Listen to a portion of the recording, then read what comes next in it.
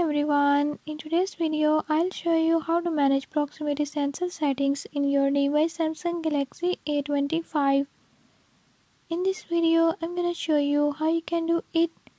Before move to the video, if you are new to my channel, don't forget to subscribe and hit the bell icon. Watch complete video and learn how you can do it. Let's watch the video.